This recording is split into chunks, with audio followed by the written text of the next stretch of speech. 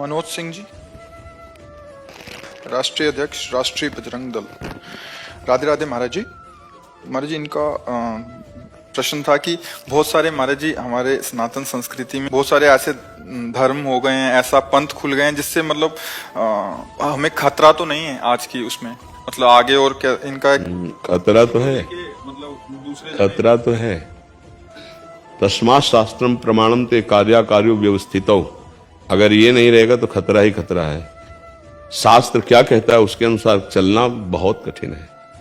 तो हम खुद नहीं चल पा रहे हैं और दूसरों को अपनी वासनाओं की पूर्ति के लिए उसका सही स्वरूप न रख करके, अगर सही स्वरूप रखेंगे तो हमारी वासनाओं की पूर्ति नहीं होगी, क्योंकि उपासना वासना को भस्म करती है, सजाती नहीं है। अध्यात्म इस प्रकृति से ऊंचा उठने की बात करती है, प्रकृति में लिप्त होने की नहीं बात करती है। जब हमारी मना खष्टान इंद्रियाणी प्रकृति स्थानी कर सती, मन सहित 5 ज्ञान इंद्रिया भोगों में है और हमें भोग सामग्री चाहिए, तो हम शास्त्र की सही बात बता ही नहीं पाएंगे और ना सही हमको खुद पता होगी। पर अपने को तो सब भगवत स्वरूप मानना है, भगवत स्वरूप चलना है। आपने प्रश्न किया इसलिए कह रहा हूं कि आगे चल करके शास्त्र मर्यादा गुप्त और लुप्त होती चली जाएगी। तस्मात् शास्त्रम प्रमाणम। हमारा कोई ऐसा सिद्धावस्था नहीं जो हमारे शास्त्र में न लिखी हो, कोई ऐसा मार्ग नहीं है जो शास्त्र के विरुद्ध हो। शास्त्र में उठा के देखो, तुम्हारे आचरण मिलने चाहिए, नहीं मिलने चाहिए तो पाखंड और दंभ के सिवा नहीं है, खुली बात है। बिन विवेक वैराग्य भक्ति बिन सत्य नय को मानो, भगवत विमुख कपट चतुराई सो पाखंडे जानो।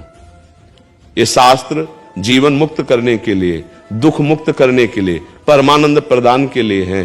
ये छल कपट करके वासना पूर्ति के लिए नहीं है, मनमानी आचरण करने के लिए नहीं है।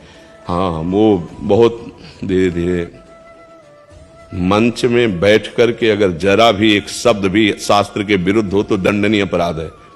उदाहरण, श्री सूत जी महाराज नैमिषारण्य में 88,000 ऋषियों की सभा लगी हुई, सब ब्रह्म ऋषि हैं। सूत जी महाराज ऊपर मंच में बैठे हैं, भगवान बलराम जी पधारते हैं। तो धर्म कहता है ऐसे महापुरुष के पधारते ही मंच से उतर करके अर्घपाद्य देना चाहिए। कुछ नहीं किया, मंच में बैठे रहे, बस इस अपराध के कारण मार डाला। पढ़ के देख लेना भागवत में।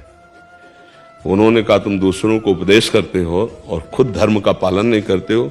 कुशा लिए तीर्थ यात्रा में थे और उसी कुशा से संकल्पित करके, तो जब सूत जी का वध हो गया तब सब ऋषि 88,000 ऋषि सौनकादि उनका प्रभु ये देखो भगवान की बड़ी दुर्लभ शक्ति। उनका हमने मंत्र शक्ति से जिनको सुरक्षित रखा था कि जब तक कथा सुनेंगे तुम्हें कोई मार नहीं सकता। कर तुम अकर तुम अन्यथा कर तुम भगवान, ये मंत्र शक्तियों से सुरक्षित सूत जी का एक कुशा से वध कर दिया। बोले प्रभु कथा तो हमारी अधूरी रह गई। तो बोले पूरी करने के लिए इनके पुत्र हैं उग्रश्रवा, मैं इनको आशीष देता हूं, संपूर्ण शास्त्र बिना पढ़े आ जाएंगे, बैठो और प्रवचन करो। वैसे मैं जिला दूं उनका, प्रभु आपका अस्त्र भी अमोघ है, आपकी क्रिया भी व्यर्थ नहीं होनी चाहिए और हमारा संकल्प भी पूरा होना। केवल उठकर खड़े नहीं हुए, अर्घ नहीं दिया, उनको सम्मान की जरूरत नहीं, लेकिन कहा तुम प्रवक्ता हो, उपदेष्टा हो, तुमको तो सब ज्ञान है, फिर ऐसा क्यों नहीं किया, इसलिए तुम इसके योग्य नहीं। एक केवल छोटी सी क्रिया में वध कर दिया। भागवत में लिखा हुआ है, पढ़ लीजिएगा। जब बलराम जी तीर्थ यात्रा को जाते हैं, महाभारत में लिखा हुआ है। तो प्रवक्ता का मतलब है, धर्म उपदेष्टा का मतलब है, धर्म गुरु का मतलब है कि जो शास्त्र में लिखा है वही सबको उसी रीति से समझावें। तो ये तो तभी समझ में आएगा जब भजन कर रहे हैं हम खुद उस स्थिति में। श्रीमद् भागवत लिख करके तब तक किसी को उपदेश नहीं किया भगवान व्यास देव जी ने, जब तक अधिकारी नहीं देखा। जब देखा कि सुखदेव जी जन्म से वैरागी, इतने बड़े अधिकारी, और वो सुनना नहीं चाह रहे थे, पुकारा तब रुके भी नहीं। यम प्रव्रजेंत मनुपेत मपेत कृत्यम द्वैपायनो विरह कातर आजुहाव पुत्रेति तन्मय तया तरवो भिने दुस्तम सर्वभूत हृदय मुनि मानुतोष्मी। हा पुत्र एक बार भी बोले, यही अधिकारी है श्रीमद् भागवत का, यही अधिकारी है। फिर जब वो समाधिस्थ की तरफ जाने लगे तो एक श्लोक, वरहा पीडम नटवर वपुः कर्णयो कर्णिकारम बिभ्रदवासा कनक कपिशम वैजयंतीम चमालाम। ऐसा कि भगवान नटवर वेश में बंशी वादन समाधि भंग हो।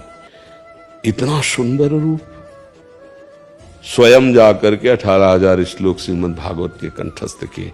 ये धर्म ग्रंथ हैं, वैराग्य प्रधान, अंदर से संसार के राग से रहित भगवान श्री कृष्ण का यश गाते हुए स्वांता सुखाय तुलसी रघुनाथ गाथा आनंद मगन हो रहे हैं।